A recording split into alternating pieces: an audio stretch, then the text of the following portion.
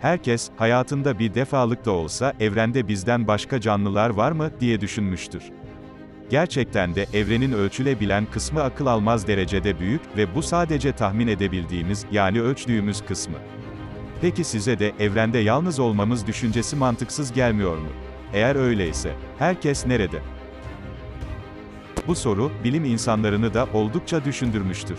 1950 yılında, Los Alamos, Ulusal Laboratuvarında çalışan, fizikçi Enrico Fermi, öğle yemeğine giderken, iş arkadaşları Emil Konopensky, Eduard Teller ve Herbert York ile, günlük konular hakkında, sohbet ediyordu. Sonra sohbet başka konularla devam etti ama yemek sırasında Fermi, birdenbire, neredeler, ya da alternatif anlatımlara göre, herkes nerede, diye sordu.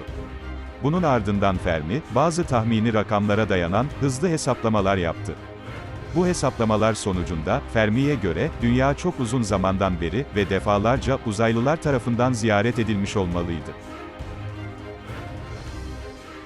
Ve böylelikle, bu olay, bilim dünyasında, Fermi paradoksu olarak anılıyor.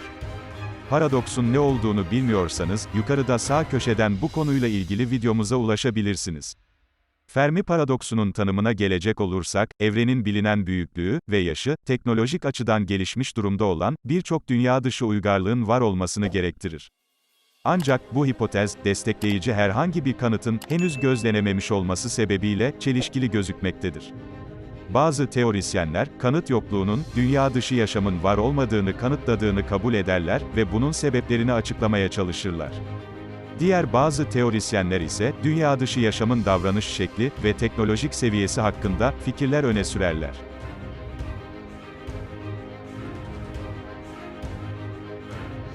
Dünya dışı yaşamın var olmadığına inananlara göre, hayatın, ya da en azından karmaşık hayat formlarının, gelişmesi için gerekli olan şartlar, çok nadir ortaya çıkar, hatta bu durum sadece dünyaya özeldir. Bu görüş, nadir dünya hipotezi olarak adlandırılır. Bu hipotezi savunanlar, sıradanlık ilkesini kabul etmeyip, dünyanın tipik bir gezegen değil, sıra dışı ve hatta benzersiz bir gezegen olduğunu öne sürerek, Fermi paradoksuna bir çözüm getirmeye çalışırlar. Eşsiz dünya düşüncesi, geçmişte felsefe ve din kökenli destekler almıştır. Nadir dünya hipotezi, her ne kadar mantıklı gibi görünse de, Fermi paradoksuna tam bir cevap verememektedir. Bu konuda olasılıklar çoktur. Bir düşünceye göre, canlı yaşam dünya benzeri gezegenlerde vardır, ancak bu bizim algıladığımız gibi zeki türlerle değil, bitki ve ya organizmalar şeklindedir. Fermi paradoksuna eşlik eden pek çok teori ve ilke vardır. Ancak bunlardan teoremle en ilişkili olanı, Drake denklemidir. Denklem 1960'ta, Enrico Fermi'nin sorularını sormasından 10 yıl sonra, uzayda yaşam ihtimaline ilişkin birçok olasılığı sistematik bir şekilde değerlendirebilmek amacıyla, Frank Drake tarafından formüle edildi. Denklemin faktörleri şunlardır: bir galaksideki yıldız oluşum hızı, etrafında gezegenlerin bulunduğu yıldız sayısı, bu gezegenlerden yaşama uygun olanların sayısı, yaşama uygun gezegenlerde yaşamın ortaya çıkma oranı, yaşamın ortaya çıktığı gezegenlerde iletişim kurulabilecek bir medeniyet seviyesine ulaşılma ihtimali ve bu türde uygarlıkların muhtemel ömrü. Buradaki temel sorun, son 4 faktörün tam anlamıyla bilinmiyor oluşudur. Drake denklemi, hem iyimser hem de kötümser görüşe sahip kişiler tarafından, birbirinden oldukça farklı sonuçlar çıkaracak şekilde kullanıldı. İyimser tahminleri kullanan, Carl Sagan 1966'da, Samanyolu galaksisi dahilinde, iletişim kurulabilecek derecede uygarlaşmış, 1 milyon medeniyetin var olduğunu öne sürdü, ancak daha sonraki bir tahmininde, bu sayının çok daha düşük olduğunu açıkladı. Frank Drake denklemle ilgili olarak, Drake denkleminin Fermi paradoksunu çözmeye yaramadığını, bunun yerine, konu hakkındaki bilgisizliğimizi organize etmenin bir yolu olduğunu söylemişti. Radyo teknolojisinin ve bir radyo teleskop inşa edebilme kapasitesinin, yıldızlar arası uzaklıklardan tespit edilebilecek etkiler yaratabilecek teknolojiye sahip uygarlıklar için, doğal bir gelişme olduğu varsayılır.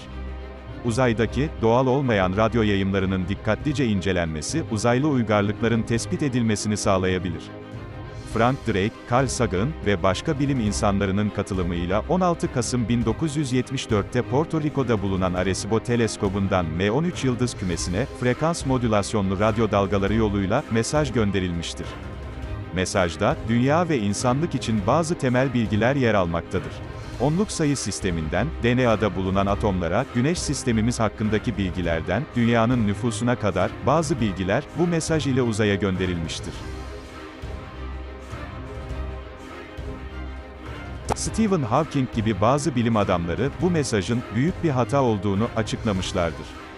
Hawking, Arecibo mesajı hakkında, gelişmiş bir uzaylı ırkı ile karşılaşmak, Kızılderililerin Kolumbi ile karşılaşmasına benzer. Sonuç Kızılderililer için iyi olmamıştı şeklinde bir açıklama yapmıştır. Bazı bilim adamları, bu mesaj ile tek hedefi gezegenleri istila etmek ve ya gezegenlerin kaynaklarını elde etmek olan uzaylı ırklarına, açık adres gönderdiğimizi belirtmektedirler. Fermi paradoksunu, çözümlemenin yollarından biri, dünya dışı zekaya dair, kesin kanıtların bulunmasıdır. 1960'tan bu yana, bu tür kanıtların bulunmasına yönelik çalışmalar yapılmış ve yapılmaktadır.